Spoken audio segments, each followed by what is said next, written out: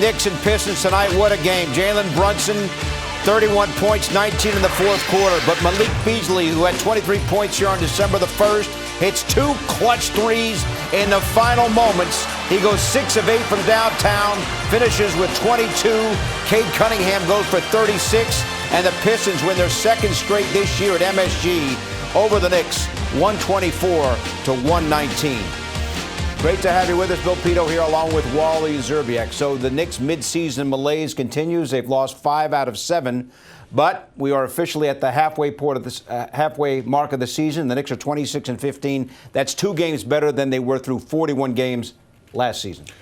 I'm not as concerned about this loss. Obviously, the Knicks defensively, they have to figure out a way to slow down teams. But this Detroit Pistons team came in here and they played a really good ball game. Cade Cunningham, he is a superstar in the making, the way he played. Malik Beasley, flat out can shoot the rock. 7 threes in their first meeting, 6 threes in this meeting. By the way, that's the most threes an opponent has ever hit in the regular season in 2 matchups at the world's most famous arena.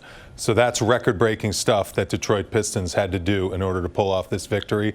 Overall, Brunson played great. Towns played great. I thought the bench was good. Campaign played very well off the bench, especially in the first half. That was a tough loss, but Detroit really earned this one. Knicks dominated the second quarter, but Detroit won the first quarter.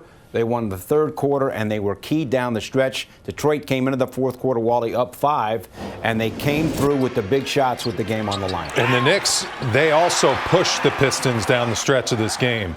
There's Jalen Brunson getting that bucket. It was a 2-point game, but the shot making down the stretch. Marcus Sasser from Houston, used to making big plays and big shots, and then he finds Jalen Duren. It was a 7-point game at that point. Jalen Brunson going into his bag, gets that and 1 there. That cuts the lead to 2. But how about Cade Cunningham? Just every big shot down the stretch. The Knicks had no answer for him in the pick and roll. Extends that lead to 4. Josh Hart with the easy bucket. 2-point game here. Mikal Bridges cuts it to 1. How about Mikal Bridges breaking out of that shooting slump with 6 big threes? Can't leave this guy open, though. The Knicks should know that in rotations. Can't leave Malik Beasley. He's been on fire. That was a big bucket there by Jalen Brunson. Cut it again to 1, and then here's the backbreaker. Malik Beasley, big 3 with 5.9. That actually extended the lead to 5, and that was game, set, match right there. Well-played basketball game by both teams. Shooting was extraordinary, but the Pistons just a little bit better. Hone in, everybody, on the bench points. Detroit 46, with Beasley going for 22, and Marcus Sasser had 7. They had 10 different players score, so all 5 bench players for the Pistons scored. That really helped Detroit, and you see the free throws pretty even except for the bench points, and the Knicks lose by the count of 124 to 119. Cade Cunningham. We've talked about him. I don't know if the whole country is aware of his elite talent. Yeah. This guy is a massive talent. Yep. Last game here for the Pistons, he had a triple-double, and 29 of his 36 came in the second half. And, you know, with down the stretch, you got to double them, and that leaves Beasley open, right? You have no choice. It's just like Jalen Brunson. He demands the same type of attention that Jalen Brunson does at the end of the game. Because when you give him a pick and roll, he can get an advantage, find his shot, or if you don't do that, he's going to make a play for himself or someone else on his team. So he's the type of guy that is unguardable one-on-one, and those type of guys in the NBA are just stars. And I mean, he just gets into a rhythm. He can really shoot the 3 ball. I mean, he's got a sweet stroke at 4 for 8, and that size is what makes him so effective. 6'6". Yep. He sees over the defense.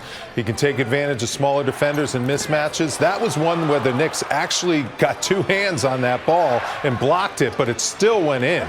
That was a fortunate play. But you see how big he is and how he can finish over the bigs underneath the basket.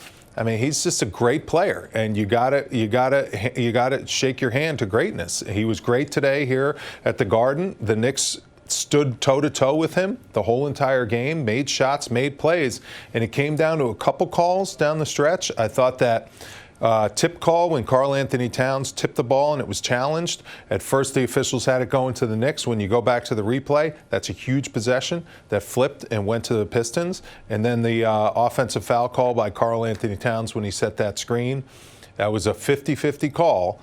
I thought it couldn't have been called, but at the same time, Karl Anthony Towns has to know in that situation, don't put the game in the hands of the officials. It could have been called, too. It couldn't have been called, or it could have been called. It was a 50-50 play. It was a whistle blown by Scott Foster, who's one of the best officials in the league, and that was a huge possession in this game. All told, the Knicks had 17 turnovers. That obviously did not help the cause. You mentioned Mikal Bridges. A lot of the time he had to guard Cade Cunningham, and he still had the wherewithal to snap out of the shooting slump. He was 4 for his last 34 from 3, but tonight, Wally, 6 of 8 from downtown and had 27 points. It's amazing how he is so streaky. When he is on, he is on. He's very on. Listen, it's a product of where his role is on this team. When he was the number 1 option on the Nets, he didn't go through streaks like this. He doesn't always get the touches that he was used to getting the last few years because he's the 3rd option behind Karl Anthony Towns and behind Jalen Brunson. So he's got to stay ready. And the thing about Mikal Bridges, when he makes one, that's all he needs to see. When you're a shooter, you see one go through the rim, and then it can be an avalanche where every shot goes in. And that's what happened for Mikal Bridges. You know, teams, like Monaco always talks about how the ball finds energy, and when you hit one shot, you have the energy. And that's what's happened with Mikal Bridges. I have no worries about his game. He's a consistent defender every single night. The shot is going to be there. The Knicks just have to continue to make it a priority to get him touches and get him easy baskets, looks, so he can shoot himself into rhythm. That's going to be important for this team. You know, I like what you said at the top. You can't necessarily, obviously, you're a Knicks fan, you play on the Knicks, you want to get a win, but it's not like you lost this one. Detroit. The OKC one, problems. Right. Like, that was not good. That's not a good loss. Detroit just beat them. Detroit just beat him. You go back and watch this film. A lot of the rotations that the Knicks had, they were good rotations. The defense was there. The effort was there. It was just a really talented team that's playing at a high level earned this win. Pistons now have 21 wins. Last year, we talked about it. They won only 14 games all of last season. They already have 21 wins. Monica McNutt now joins us. Help caller, the game on ESPN New York, the radio broadcast. Monica, what a game. What'd you think? Man, it was a terrific game. That was a lot of fun until probably the last 2 minutes or so, right? Those 2 threes by Malik Beasley. Let's do this. I want to give the Pistons their props. Cade Cunningham loves playing at the Garden. And there were points, particularly in that fourth quarter. Guys, mind you, he came into the second half with 4 fouls. Tyler and I are discussing it, and I'm like, based on the physicality of this game, I imagine he's probably going to foul out. But credit to that young man, who indeed should be an all-star, for playing with only 2 fouls to go for an entire half and finishing. I didn't even look at his final line, but he had a fantastic night with 36 points. And so I'm going to give J.B. Bickerstaff and that squad a ton of credit. In terms of their matchup, and if you take away the history of where the Pistons have been, that's a tough matchup for the Knicks, and that's what we saw tonight. Yeah, I'm with you, Monica. That's exactly what I thought. I didn't think the Knicks lost this game. I think the credit goes to the Pistons. They took this game. They made shots. They made plays. What about the shooting from Malik Beasley? I mean, he broke a record for an opponent in 2 games in a regular season, 13 threes. That guy was unbelievable. 40% on the year. He's having an outstanding year. I think the last time he was here, he hit 7 threes. His career high in a game is 11, and it certainly feels like if there was any extra time, he would have kept lighting it up.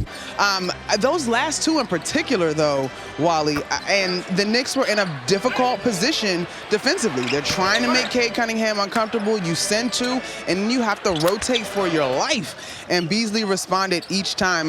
Beyond the threes, though, too, when he comes off screens and the way he's able to get into that jump shot so quickly, I think he put 2 fouls on 2 different Knicks doing that in the course of the ball game. So credit to him. Look, between Beasley and Harris, and I'd say Tim Hardaway Jr., the veterans that have been added to this young lineup, the Pistons are doing something.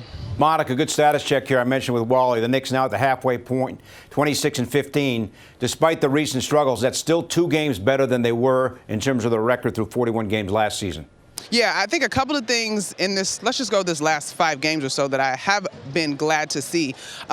Little tweaks in the rotation to give guys a little bit more rest, which I think in the long run will be helpful. It was great tonight to see Mikal Bridges get back in action in terms of shooting the ball with efficiency. But beyond that, in the fourth, last 2 minutes. Yeah, in the last 2 minutes, I thought Bridges played really good defense on Cunningham one-on-one. And Wally, as you know, just because you play good defense in this league doesn't mean you necessarily stop a guy. But I thought it was good to see him get back to some of that confidence on both sides of the floor late in this one. And so, listen, tonight you shot the three ball well. You got crushed in the paint, which is what this Pistons team has kind of been doing to power this turnaround, in addition to shooting the three ball so well through 39 games, looking to set a franchise record for them. But I think you keep pushing. You protect the games that are here the remainder of this month in January. You go to Philly, obviously, on Wednesday. And you got to survive in advance. Keep learning.